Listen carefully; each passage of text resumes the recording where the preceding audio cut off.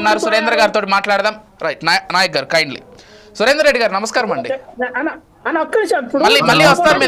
మళ్ళీ వస్తారు మీ దగ్గరికి తప్పకుండా వస్తారు. సురేందర్ గారు నమస్తే, చెప్పండి. గుడ్ ఈవినింగ్ అండి. అంటే సరే, లక్ష్మణ్ గారు ఏదైనా చెప్పుండొచ్చు కానీ సరే, పవన్ కళ్యాణ్ అవునన్నా కాదన్నా కానీ ఈరోజు తెలుగు ఫిలిం ఇండస్ట్రీలో టాప్ హీరోస్ లిస్ట్లో ఫ్రంట్ రోలో ఖచ్చితంగా పవన్ కళ్యాణ్ గారు కూడా ఉంటారు. లేకపోతే ప్రభాస్ గారి సినిమాలో, అల్లు అర్జున్ గారి సినిమాలో, రామ్ చరణ్ లేకపోతే జూనియర్ ఎన్టీఆర్ వీళ్ళందరి సినిమాల రేట్లు కూడా ప్రస్తుతం అందనంత స్థాయికి వెళ్ళిపోతున్నాయి. అంటే సామాన్యుడికి అందనంత స్థాయికి అయితే ఖచ్చితంగా వెళ్తున్నాయి. ఒకప్పుడు సినిమాని ఒక ఎంటర్టైన్మెంట్గా మధ్యతరగతి వాడు భావించేవాడు, నెలలో 2 సినిమాలకైనా వెళ్ళగలిగేటువంటి స్థితి ఉండేది. కానీ ఈరోజు పరిస్థితి అలా లేదు.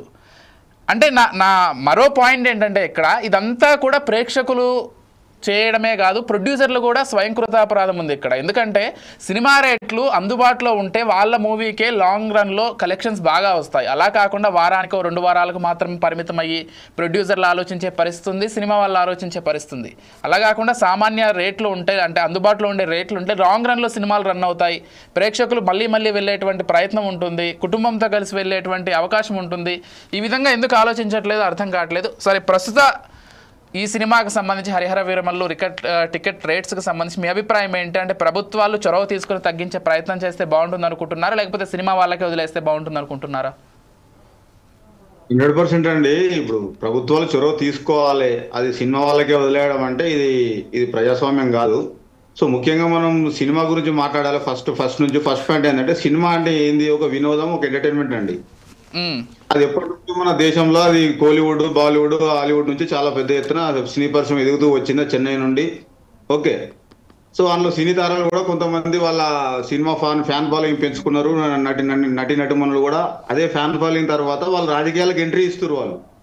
ఓకే, అది ఎంజీఆర్ నుంచి, మన జయలలిత నుంచి, ఎన్టీఆర్ గారి నుంచి, ఆ తర్వాత తదనంతరం చిరంజీవి గారిని, ఇప్పుడు పవన్ కళ్యాణ్ గారు, కానీ ప్రతి ఒక్కరు ఇట్లా ఒక సినీ నేపథ్యంతోనే వాళ్ళు రాజకీయాలకు ఎంట్రీ ఇస్తారు. మంచిదే కాని అనట్లేదు మనం. నేనేమంటున్నా అంటే, వీళ్ళు ఇప్పుడు ఈ సినిమా కేటగిరీ ఏముంది, కొన్ని బయోగ్రఫీలు వస్తున్నాయి మనకు, కొన్ని ఎంటర్టైన్మెంట్లు వస్తున్నాయి, కొన్ని మనకు సోషల్ మెసేజ్ వస్తున్నాయి, సమాజానికి మంచి మెసేజ్ సినిమాలు వస్తున్నాయి, కొన్ని బ్యాక్గ్రౌండ్ బేసెస్ అలాంటి. సో ఇలాంటి సినిమాలన్నీ కేటగిరీ సినిమాలు మనం చూస్తున్నాం చాలా ఎక్కువ. సో గతంలో కూడా మనం కొన్ని సినిమాలు చూసినాం. చిరంజీవి గారి సినిమాలు ఏంటి, ట్రావూర్ అని ఒకటి చూసినాం ఫర్ ఎగ్జాంపుల్. అందులో ఏం మెసేజ్ ఉందండి? ఏదో యాంటీ కరప్షన్ ఫోర్స్ అని ఇది చేయడము, అవినీతి చేయడము, టీం ఫామ్ చేసి చంపేయడం. మరి అదే నాయకుడు, అదే సినీ నటుడు సినిమా ఫీల్డ్ నుంచి రాజకీయాలకు వచ్చినప్పుడు, కాంగ్రెస్ లోకి వచ్చినప్పుడు ఎంపీ అయ్యిండు. ఒక ప్రదేశం నుంచి పార్టీ పెట్టి ఫెయిల్ అయ్యిండు, అది వేరే విషయం. ఎంపీ అయ్యిండు, ఆ తర్వాత కేంద్ర మంత్రి అయ్యిండు. మరి కనీసం మీరు దేశాన్ని ఎక్కడనో రాష్ట్రాన్ని ఇది చేయకుండా ఒక కాన్స్టిట్యుయెన్సీలో ఒక నియోజకవర్గాన్ని మీరు ఏమన్నా ఇంప్లిమెంట్ చేశారు? అలాంటి ఏదైతే మీరు సినిమాల పేరుతోని, ఈ ఫ్యాన్ ఫాలోయింగ్ తోని ఇట్లా ఎక్కువ డబ్బులు ఖర్చు పెట్టి మీరు బెనిఫిట్స్లతో బెనిఫిట్ పొందుకుంటూ ఏదైతే మెసేజ్ మీరు ఇస్తుర్రో కేటగిరీ వైజ్, అందులో కొన్ని సోషల్ మెసేజ్ కూడా వస్తున్నాయి, రావాలి కూడా. నేను అలాంటి మెసేజ్లు, అలాంటి సినిమాలకు మనం ఎక్కువ ప్రిఫరెన్స్ ఇవ్వాలి. ఈ మధ్యలో సినిమాలు ఎట్లయిపోయినాయి అంటే, గతంలో సినిమాలు అనేవి 100 days ఆడేయండి, మంచి స్టోరీస్, మంచి మేకింగ్ ఉంటే. ఇప్పుడు సినిమాలు అనేవి 2 minutes మ్యాగీ నూడిల్గా అయిపోయింది. ఎక్కువ కోట్లు ఖర్చు పెట్టాలి, అందులో దాన్ని ఏమంటారు, ఒకటి ఐటమ్ సాంగ్ పెట్టాలి, 2 పట్టుక రావాలి, లిప్లాక్ సీన్లు పెట్టాలి, అట్లా అని సినిమా మొత్తం ఆ స్క్రిప్ట్ను, దాని మేకింగ్ ను మొత్తం ఒక మార్చేసి దాని ఒక బిజినెస్ కింద ఒకటి దాన్ని కన్వర్ట్ చేసిరండి. సో ఈ ఖర్చు పెట్టిన డబ్బులు రాబట్టుకోవడానికి ఏం చేస్తారు వీళ్ళు? ఈ విధంగా బెనిఫిట్స్ ఇవ్వాలని ఇష్టం వచ్చిన దానికి ప్రభుత్వాలు సహకరించడం, ఇవన్నీ మనం కొన్ని రోజుల నుంచి చూస్తున్నాం. సినిమాను మన సినిమాలాగా ఇప్పుడు వాళ్ళు తీయడం లేదు, మనం చూడడం లేదు. ఫస్ట్ పాయింట్, అలాంటి ఓరియంటెడ్, అలాంటి సోషల్ మెసేజ్ సినిమాలు రావట్లేదు. ఒక ఫ్యామిలీ ఎంటర్టైన్మెంట్ సినిమాలు కూడా చాలా అరుదు వస్తున్నాయండి, 100లో 1-2 వస్తున్నాయి.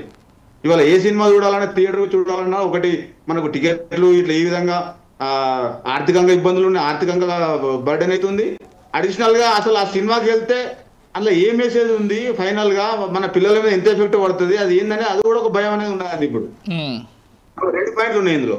ఇలా ఇదే సినిమాలు థియేటర్లో ఈ విధంగా బెనిఫిట్ షోల మీద డబ్బులు వసూలు చేసి మళ్ళీ ఓటీటీలో రిలీజ్ చేస్తే, ఓటీటీలో చూడడానికి కూడా భయం అవుతుంది ఇప్పుడు సినిమాలు కొన్ని. ఓకేనా, ఏంటంటే సినిమాలు అనేది ఒక కేటగిరీ వైజ్ అని ప్రభుత్వాలు బాధ్యతని కేటగిరీ వైజ్ చేయాలి. సెన్సార్ బోర్డు ఉంటుంది, వాళ్ళు ఏ విధంగా తీస్తుర్రు ఏందనేది చేస్తారు, కాదని అంటలేను నేను. సో ఆ సినిమా ద్వారా ఈ డైరెక్టర్ కానీ, ప్రొడ్యూసర్ కానీ, వీళ్ళు కానీ, యాక్టర్స్ కానీ సమాజానికి ఏం మెసేజ్ ఇస్తుర్రు, ఆ మెసేజ్ ఎంతవరకు రీచ్, ఆ మెసేజ్ ఎక్కడ సోషల్ కాజ్ ఉందా అందులో, లేకుంటే ఎంటర్టైన్మెంట్ ఉందా, లేకుంటే ఏదో బయోగ్రఫీ ఉందా, ఇట్లా కేటగిరీ వైజ్ చేసి అలాంటి సినిమాలకు సోషల్ కాజు, సమాజం మీద కార్పొరేట్ సోషల్ రెస్పాన్సిబిలిటీకి పనికొచ్చే సోషల్ మెసేజ్ ఉన్న సినిమాలకు మాత్రమే ఈ బెనిఫిట్ షోలు డబ్బులు ఇలా పెంచుకోవడానికి అవకాశం ఇస్తే బాగుంటుందని నా ఉద్దేశం. Number 1 point. ఇప్పుడు మనం చూస్తున్నాం గతంలో, ఇప్పుడు పుష్ప సినిమా చూసినామండి మనం. ఆ పుష్ప పెద్ద ఎత్తున అది ఆ సినిమా మొదలు పెట్టినప్పుడే దాని మీద పెద్ద ఎత్తున హిందూ కొన్ని మతాలు ఇట్లా దీన్ని మన మతాచారాలకు మన సంస్కృతి భిన్నంగా ఉందని చెప్పి దీన్ని బ్యాన్ చేయమని చెప్పి ఒత్తిడి వచ్చింది. అది మనం చూసినాం. ఆ తదనంతరం సెన్సార్షిప్ క్రాస్ చేసుకొని వచ్చి కూడా అది రిలీజ్ అయిన తర్వాత పెద్ద ఎత్తున ఆ డైలాగులు అనేవి ఇప్పుడు మనం చూస్తున్నాం. సినిమా డైలాగులు ఇప్పుడు సినిమా డైలాగులు రాజకీయ నాయకులు వాడతారు పాలిటిక్స్ లో. రఫ్ ఆడిస్తా, ఏదో చేత్తా, నర్తా, పొట్టెలమ్మ జాతర, తొక్క తొట్టకూర అని చెప్పి మనం చూస్తున్నాం డైలాగ్. ఏమంటారు అంటే ఒక సినిమాలో ఒక డైరెక్టర్ రాసిన డైలాగు, ఆ యాక్టర్ చెప్పే డైలాగు ఈ సమాజం మీద ఎంతవరకు ఎఫెక్ట్ ఉంటుందని మనం ఒకటి క్యాలిక్యులేషన్ చేయాలండి. అలాంటి సినిమాలకు మాత్రమే ఈ బెనిఫిట్ షోలు అనేది, బెనిఫిట్ వాళ్ళ బడ్జెట్ బట్టి మనకు ఆ బెనిఫిట్ అనేది ఫ్రీ ఇస్తే బాగుంటుంది తప్ప ఇలా ప్రతి సినిమాకి ఇది పవన్ కళ్యాణ్ సినిమా, రేపు ఇంకో రోజు అల్లు అర్జున్ లేకపోతే ప్రభాస్ సినిమాని ఇట్లా కేటగిరీ కాకుండా ఆ సినిమాలో ఏం సోషల్ కాజ్ ఉన్నది, సమాజానికి ఎంత పనికి వస్తుంది, సమాజం మీద ఎంత ఎఫెక్ట్ పడుతుంది. ఇప్పుడు ఫర్ ఎగ్జాంపుల్ నేను ఒక ఎగ్జాంపుల్ చెప్తా అండి. అన్నాదరే ఒక ఈ యాంటీ అవినీతి వ్యతిరేక ఉద్యమం చేసిండే అండి. అన్నాదరే మన మహారాష్ట్రలో అవినీతి యాంటీ కరప్షన్ ఒక మూవ్మెంట్ చేసిండు. అతని లైఫ్ లో ఒక బయోగ్రఫీ ద్వారా కొంతమంది తీసుకొచ్చారు ముంబైలో. అది సమాజం మీద మంచి ఎఫెక్ట్ ఉన్నది. మీరు అలాంటి వాటికి బెనిఫిట్ షోలు ఇవ్వండి, ఫ్రీగా చూపించండి. ఇంకా అవసరం అయితే కొంచెం వ్యవస్థలో మార్పు వస్తుంది. అంటే ఎవరైతే సినీ నటులు వీళ్ళు సినీ నేపథ్యంలో వాళ్ళ జీవితం మొదలుపెట్టి ఫ్యాన్ ఫాలోయింగ్ పెంచుకొని వీళ్ళు చెప్పే కథలు స్టోరీలే వాళ్ళు నిజంగా ఫ్యాన్ ఫాలోయింగ్ సినీ నేపథ్యం నుంచి రాజకీయం పోయిన తర్వాత వీళ్ళు ఇంప్లిమెంట్ చేయలేకపోతున్నారంటే మరి వీళ్ళు సినిమాలు తీసి ఏమి ఉద్ధరిస్తారు సార్? నాకు అర్థం కాదు. డబ్బుల కోసమే కదా ఓవరాల్ గా ఇది. సినిమా బిజినెస్ లేండి. అప్పుడు ఎవరు అవునన్నా కాదన్నా సినిమా ఈజ్ ఏ బిజినెస్. అయితే ఈ బిజినెస్ మీద కొన్ని వేల మంది బ్రతుకుతున్నారనేది కూడా పాయింటే. జూనియర్ ఆర్టిస్టుల దగ్గర నుంచి కెమెరామ్యాన్లు, వీడియో ఎడిటర్లు, వీళ్ళందరూ కూడా సినిమా ఇండస్ట్రీ అనేది జీవనోపాధి ఇస్తుంది, కాదని అంటలేను. కాకపోతే ఏంటంటే మరి ఇట్లా కోట్లు సినీ తారలకు, డైరెక్టర్లకు, వాళ్ళకు వీళ్ళకు మధ్యలో ఇంకో ఐటమ్ గర్లకు, ఇంకో హీరోయిన్ పెట్టి ఐటమ్ సాంగ్ కోసం వాళ్ళకు ఇట్లా పెట్టి ఇలా ఖర్చును పెంచి ఈ ప్రేక్షకుల మీద రుద్దడం కాకుండా నేనేమంటున్నా, ఇప్పుడు మనం చూసిన ఢిల్లీలో రేవంత్ రెడ్డి గారు ఏమన్నారు లాస్ట్ టైం, ఏదో ఆజ్ తక్ మీటింగ్ లో ఎక్కడో కూర్చున్నారు వాళ్ళు, ఏదో మీటింగ్ లో చెప్పి రియల్టర్ ఏం చేస్తారండి, డబ్బులు ఖర్చు పెడితే లేఅవుట్ చేస్తే డబ్బులు కాపాడుకొని వెళ్ళిపోతాడు. First point. రెండోది ఏమున్నది, సినీ తార ఏమున్నదండి, సినీ నటుడు డబ్బులు ఖర్చు పెడుతుంటూ సంపాదించుకొని వెళ్ళిపోతుండు. అల్లు అర్జున్ అరెస్ట్ అయిన నేపథ్యంలో ఈ ముఖ్యమంత్రి మాట్లాడిన మాటలు ఇవి. ఓకేనా? ఈ విధంగా నేనేమంటున్నా అంటే సినిమాని ఒక కేటగిరీ వైజ్ చూసిన తర్వాత దీన్ని మనం ఇచ్చేసి ఒక బెనిఫిట్ షో అనేది ఎక్కువ బర్డెన్ లేకుండా దీని మీద ఇస్తే బాగుంటుందని నా ఉద్దేశం. ఇంకొకటి, ఇప్పుడు మనం చూస్తున్నాం ఇక్కడ ఏది మన గద్దరు, ఇప్పుడు పుష్ప సినిమా కూడా చూసినాం మనం. పుష్ప సినిమాలో ఏం కాంట్రవర్సీ నడిచింది, ఆ బెనిఫిట్ షోలకు వాళ్ళు సినీ నటులు వస్తే ఆ జరిగే నష్టానికి ఎవడు బాధ్యుడు, ఎవరిని చేయాలి, ఇవన్నీ కూడా ఇంపార్టెంటే కదండి. ఇప్పుడు మనం చూస్తున్నాం ప్రేక్షకులు భక్తితోని, ఇప్పుడు ఇవాళ జనాలు జరిగే సిచ్యువేషన్ ఏంటంటే జనాలు కొన్ని భక్తితోని తొక్కిసలాటే జరుగుతున్నాయి తిరుపతిలో కానీ ఆ కుంభమేళలో కానీ. Number 1 point. రెండోది బెనిఫిట్ షోలలో పోయి తొక్కిసలాట చనిపోతారు ప్రజలు. మూడోది క్రికెట్ సెలబ్రేషన్ కూడా తొక్కిసలాట చనిపోతారు. అంటే జనాలు అనేది ఫాలోయింగ్ అనేది వీళ్ళు క్యాష్ చేసుకుంటారు, మరి వాళ్ళు ప్రొటెక్షన్ ఇవ్వట్లేదు. దానికి ఎవరు బాధ్యురండి? దానికి ఒక క్లారిటీ ఉండాలి కదా.